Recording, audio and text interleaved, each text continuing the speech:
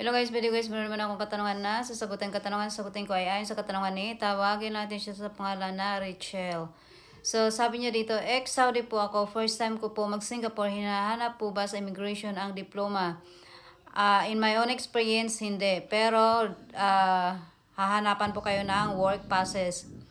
Gaya ng commonly known as a work visa. So, hindi yung working visa na card na galing na talaga sa MOM ah. So, kung domestic helper yung pupuntahan mo sa or yung work na trabaho mo papunta sa Singapore, hahanapan po kayo ng mga papers na yon. Pero yung diploma, pagdating nyo sa ganito kasi yun, in my own experience marami kasi kami noon eh. So, isang grupo no. So, merong taga, doon sa Singapore, merong taga government na susundo sa inyo. Sa may airplane. Sa may airport na Singapore.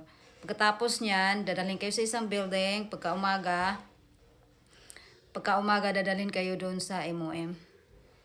So, pag pupunta kayo ng MOM, dapat yung diploma nyo, kailangan po yan doon. Requirements yun.